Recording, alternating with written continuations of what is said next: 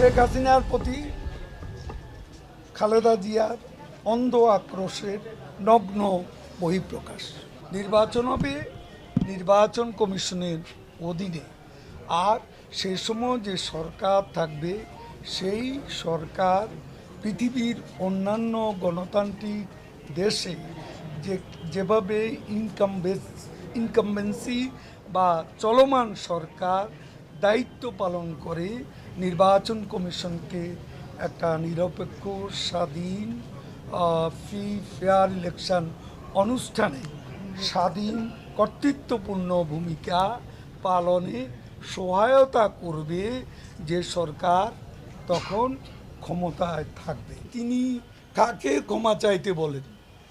অপরাধ করলেন তিনি, কৃত পাপের জন্য তার জাতির কাছে ক্ষমা চাওয়া উচিত। ক্ষমার রাজনীতি না, ক্ষমার নাটক। তিনি জানেন যেসব মামলায় জড়িয়ে গেছেন, এইসব মামলা কিন্তু শেখ হাসিনা সরকার তার বিরুদ্ধে দেয়নি। এই মামলাগুলো দিয়েছেন তারই যাদেরকে তিনি নিয়োগ দিয়েছিলেন, ফখরুদ্দিন, মঈনুদ্দিনরা।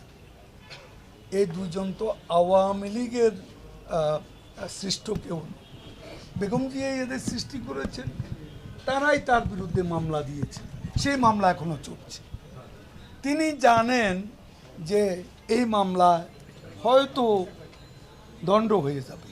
আমি পরিষ্কারভাবে বলতে চাই, আওয়ামী লীগ সেনা মোতায়েন চায়, তবে আইন অনুযায়ী সময়ের প্রয়োজনে নির্বাচন কমিশন সেনাবাহিনীকে যেখানেই দায়িত্ব দেবে সেটা নির্বাচন কমিশনের ব্যাপার। আর সাধারণ আইন প্রয়োগকারী সংস্থা আর সেনাবাহিনী কিন্তু এক না। কত বছর আপনি ক্ষমতায় ছিলেন?